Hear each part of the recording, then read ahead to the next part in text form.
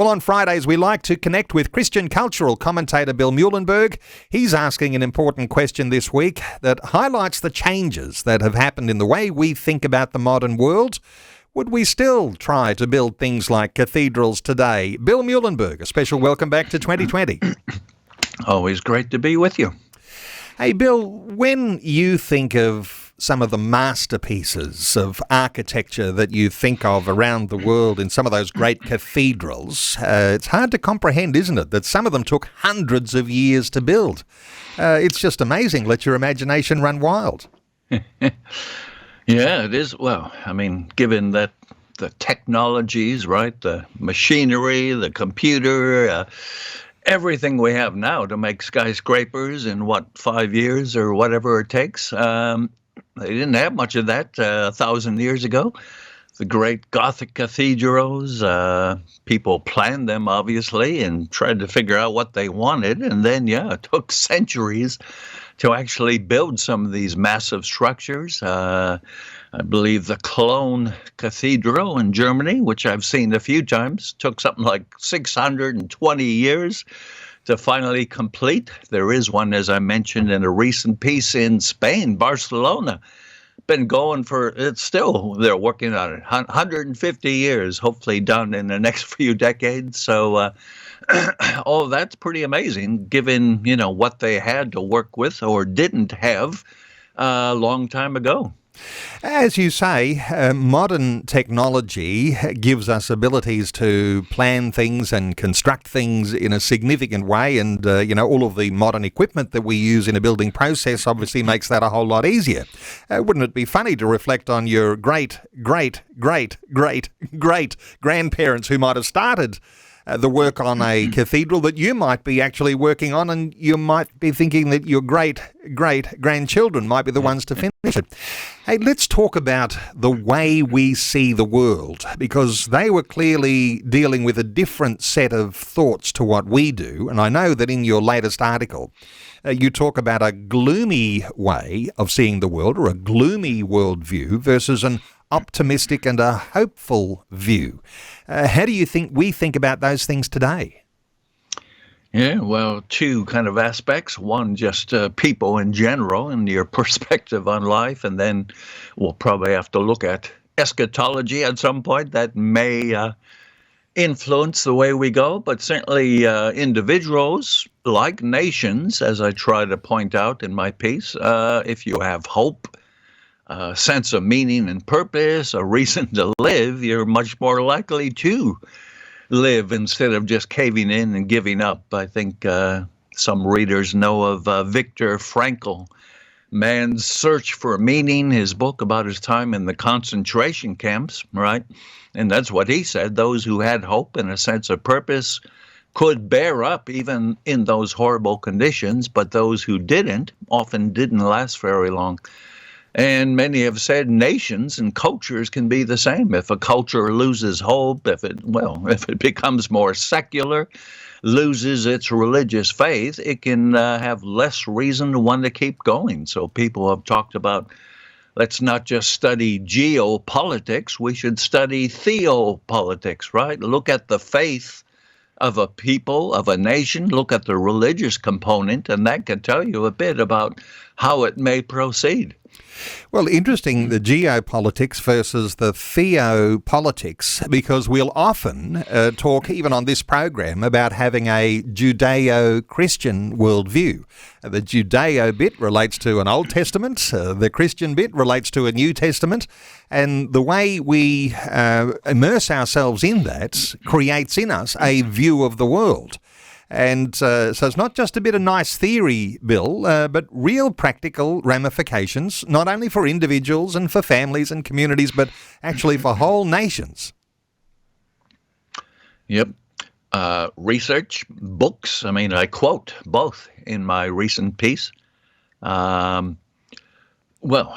Fertility rates, it's simply one measure of how you're doing. If you stop having babies, right, that could indicate something. And in fact, just moments ago on Facebook, I think I saw research about those who are still having a lot of babies. Islam leads the list, followed by Christianity and I think Judaism, and then it goes down from there. So we know that, well, generally speaking, secular people, those who are not so much of a view of certainly this life and the next life, they tend to have less kids. So nations that are more secular, as we say, you can see it, you can measure it in the declining fertility rates. So again, individuals and nations, we can get some sorts of measurements here. If you don't have a good view of the future, you think, what's the use? In fact, we have all the gloom and doom, right? Whether it's overpopulation or, another virus is going to come, or climate change in all its various forms. A lot of people are so terrorized by some of these scenarios that, again, they think, what's the point of bringing children into the world? It's just getting too bad. Whereas a Christian, of course, and the Jew, we both believe there is a God who's in control. He's our days are numbered. Our calendar is numbered. We got a job to do until he comes, but he'll come at the right time. And, looking at the world is not what we should do. We should look at the God who created the world. As you say, as Christians, we ought to have an optimistic view of the world because we know that God has a plan and he's in charge. But because we're so influenced by the secular types of things that we're impacted by, even bombarded with, we can tend to have all of those sorts of same fears and worries as an ordinary person who's secularized and doesn't even believe in God. There is something here for Christians because you've got to be very intentional about not being secular, but actually being someone who is submitted to and understanding that God has purposes, and that gives optimism for our lives.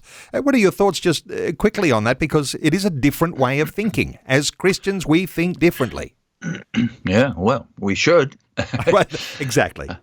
I mean, too often, as you say, we do simply follow the world, take all their concerns, their worldview, their fears, and so on, instead of letting God and Scripture formulate and determine the way we look at things. So, yeah, we should be different. We should be more optimistic. Now, perhaps if time permits, we can look at things like eschatology, which there are differing views about the end times. But even there, even if you think Christ is coming tomorrow, well, my passage in the Gospels, Jesus said, occupy till I come, right? Maybe he'll come before this interview is finished. Maybe not. We will keep working as if, we'll finish the interview, and probably that's a good plan. So would he come in a week, a month, a year, a decade, a century? We don't know. Jesus said you wouldn't know exactly. So in that sense, we keep working. We keep doing the work of the kingdom, sharing the faith, being salt and light. So again, even regardless of your end times views, we should have a view that's different from the world. It should be more optimistic, more, encouraging. We can look ahead. We may not know who the future, as the song goes, but we know who holds the future. So that really does make all the difference. I'm just reflecting back to our conversation last week. We were talking about something a little bit similar in the way that our eschatology affects the way we think about the world, the history of the world, and how that history is, you can put it in some sort of a timeline. And our eschatology, if you're a dispensationalist, you have a certain timeline view. If you're a covenantalist, you have a certain view of what happens in the end times.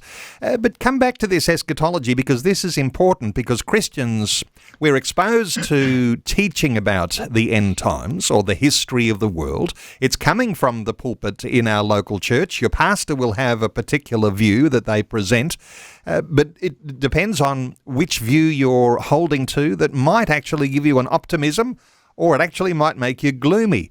Come back to this, Bill. What were you saying? Your end times perspective can affect your hope and your optimism for the future.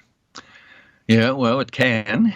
Need not necessarily, but it often does. You mentioned some camps. Another way is if you're not up on all this, don't worry too much, but many listeners might be. But the whole idea of the millennium, this 1,000-year reign, Is the scenario things get worse and worse? Christ comes, has the 1,000 years, and then the end comes? Or is there a sense in which maybe there's kind of a progressive, Sultan-like evangelism where slowly, not fully, but slowly having an impact around the world? So partly depending on your point of view of the millennium, that can determine if you're a bit more pessimistic or optimistic. As you know, there's various options. Some talk about pan-millennialism, right? Everything will pan out in the end. Yep. One guy who's actually post-mill said he's an optimillennialist, right? He's optimistic because he knows about God. But again, having said all this, as I write my recent piece, think of two of the great evangelical Christians in England, going back a few hundred years, both up to their ears in social reform, right, making society a better place. One was Lord Shaftesbury, right, and one was William Wilberforce. Interesting, they had quite different theologies or views of the millennium. They still worked fully for the changing society, getting people saved, but Lord Shaftesbury was pre-mill, Wilberforce post-mill. So there you go. You can have quite different views of the end times and yet still know, hey, I've got a job to do. God's called me to be salt and light. I won't use perhaps a faulty view of eschatology as a means of, just opting out and, got my feet packed, my bags packed, my feet up, waiting for a rapture or whatever. Well, even if you are waiting, you got work to do until that happens. So I think that's probably a balanced way of looking at some of these things. In the current set of circumstances that we find ourselves in and looking at events unfolding, say, in the Middle East, these sorts of things can fall into our understanding of what's happening in what might be the end times. And we might all have an imminent expectation of Jesus' return. There might be doubts that we'll have about that. And is this really real? Am I seeing this on TV? And is this aligned with the Bible? All of those sorts of things. But come back to just having a view of the end times, getting your eschatology right, because there'll be a way that your convictions are formed because of your optimism for the future, or whether you've got a gloomy outlook for the future. Because if you have an optimistic outlook, you might be thinking, I could build a cathedral. It might take 600 years. If you have a gloomy outlook, you'll say, there's no way we'll do anything that's going to take longer than a year. Thoughts here, Bill, because, people of older times, we might think, had convictions. And I know you quote in your article a German poet, Heinrich Heine, who says people in old times had convictions, we moderns only have opinions. So going from opinion to having conviction, does what we believe about the end times actually affect that, do you think? Well, again, it can. And again, if we had a lot of time, some people would say the early church was mostly pre-mill, which is more or less true, but certainly by the time of the Gothic cathedrals, things that really moved to post-mill or a-mill.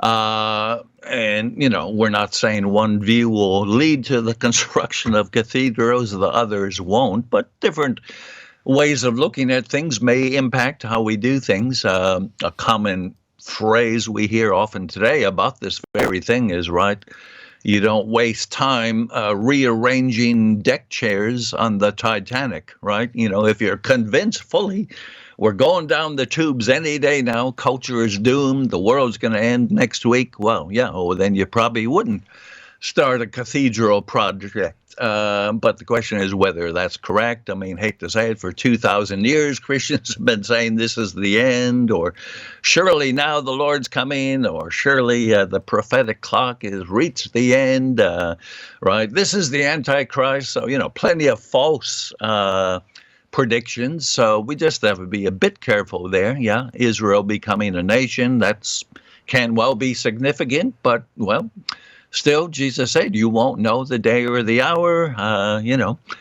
People will be carrying on like normal, and then all of a sudden he's back. So in that light, I guess we can have hope that the Lord's return is soon. I pray for it every day. But in case it isn't, again, we have work to do. So don't let your theology make you less than the salt and light you're supposed to be.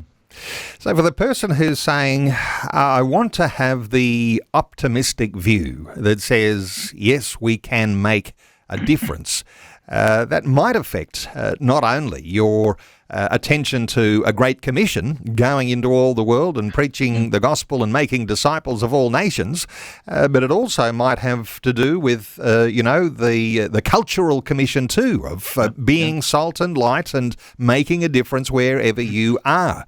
So there's something in this that somehow or other, if you've got a gloomy view, maybe is this a place where you say, well, let me just check a few things. I'll check my view of the world. I'll compare that to where my eschatology might be right now.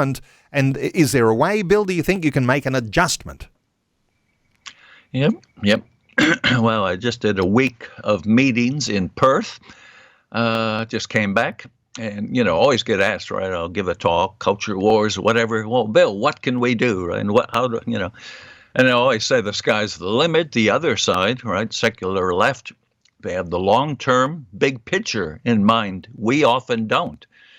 I say, you signed a petition last year on abortion, so you think you've done your bit. Well, not quite. That's not going to solve our problems. It's a start. So I say, well, some of you're young, become a doctor, right? Do 12, 14 years to study to become a doctor, but we need Christian doctors, right? Go to school, become a lawyer, journalist, politician. All that is kind of long-term stuff. If you're thinking only about tomorrow, you probably won't think and act in those ways. But again, Jesus himself, right? He made it clear. Some things, as you mentioned, evangelism. He said the gospel must first be preached to all the nations, and then the end will come. So that's kind of a sign. And if that's an indication, I think we got a lot of work to do, because I'm pretty sure not every people group, language group so far has heard the gospel. So again, in that sense, we got to look at the bigger picture. There is a bigger picture to look at, and for listeners, you might want to check out one of Bill's latest articles we've been talking about today. Would we still try to build things like cathedrals today? You can find that article at billmuehlenberg.com. You can simply Google Culture Watch, one word. Bill Muehlenberg, always good getting your update. Thanks so much for being with us today on 2020. Thanks again.